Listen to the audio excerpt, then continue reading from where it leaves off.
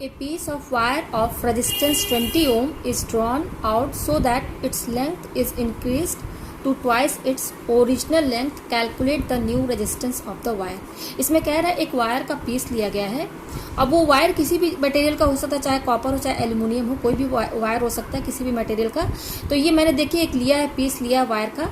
इसमें क्या कह रहा है कि उस वायर का जो रेजिस्टेंस है ना वो 20 ओम दिया हुआ. ठीक है.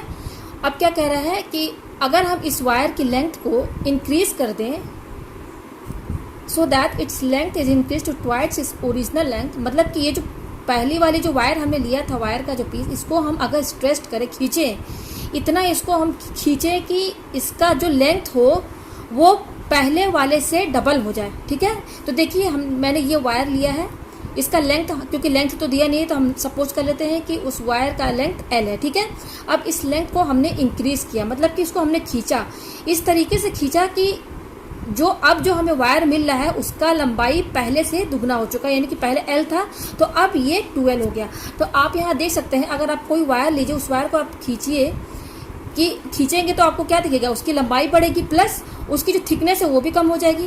पहले आप यहाँ पे देखिए कि जो पहला वाला वायर जो हमने लिया था उसका एरिया क्या था, एरिया क्रॉस सेक्शन, क्योंकि एरिया क्रॉस सेक्शन भी नहीं दिया तो हम सपोज कर लेते हैं वो ए है. ठीक है. एरिया क्रॉस सेक्शन किसे कहते हैं.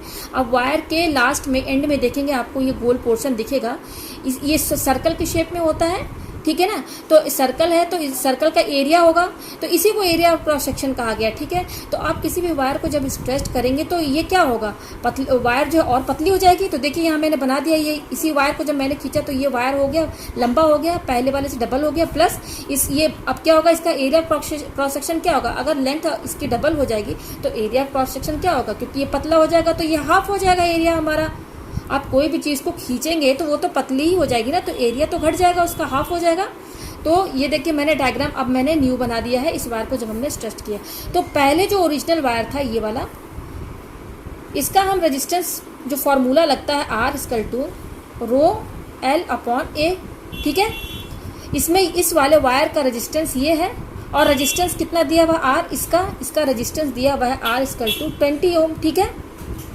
तो यहाँ पर R की जगह मैं क्या लिखूंगी, 20 ओम रो L अपॉन A. ठीक है. मैं इसको इक्वेशन फर्स्ट मान लेती हूँ. ठीक है.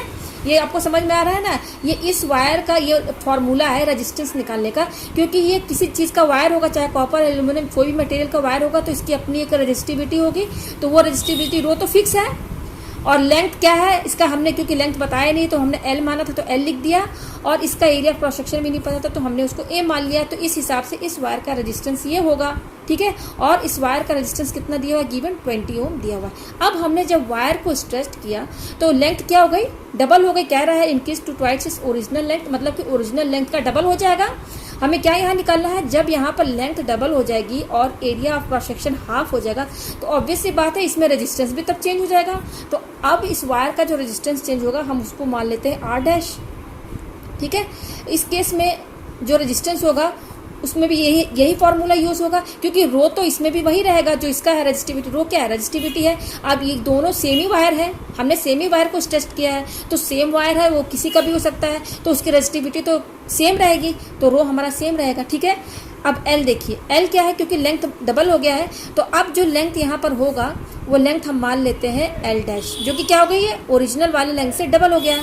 अच्छा, एरिया ऑफ क्रॉस सेक्शन भी हाफ हो गया, तो अब जो एरिया ऑफ क्रॉस सेक्शन होगा वो होगा A dash equal to A upon 2. ठीक है. तो यहाँ पर जो फॉर्मूला बनेगा इस वायर का जो रेजिस्टेंस होगा वो क्या होगा, R dash equal to rho L dash upon A dash, यही होगा न्यू रेजिस्टेंस की वैल्यू. ठीक है.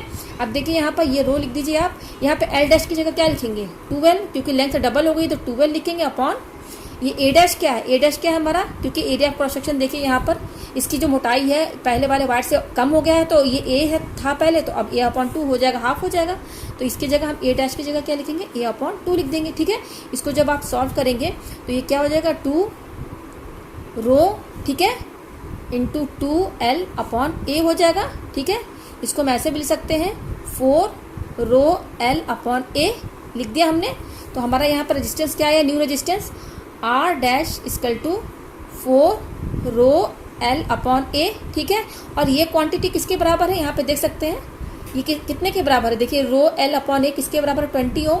तो इस रो एल अपॉन ए की जगह हम क्या लिख देंगे, इक्वल टू 4 इंटू हम 20 लिख देंगे, ठीक है। तो ये क्या हो जाएगा 80 ओम, यानी कि ये आर डैश इक्वल टू 80 ओम आया। मतलब कि ये जो न्यू वायर जो हमने इसको इंक्रीज किया, तो अब इसमें रेजिस्टेंस इसकी क्या हो जाएगी 80 ओम, और पहले इसकी रेजिस्टेंस क्या थी 20 ओम। तो यहाँ से आप एक चीज़ और कंक्लूजन निकाल सकते हैं कि अगर कोई भी वायर है, अगर उसकी लेंथ कम है तो उस केस में रेजिस्टेंस क्या होगी, कम होगी। लेकिन अब वायर आप लंबा लेंगे तो उस केस में रेजिस्टेंस क्या होगी, इंक्रीज हो जाएगी। यहाँ पर एक और है, आर क्या होता है, डायरेक्टली प्रोपोर्शनल टू एल होता है।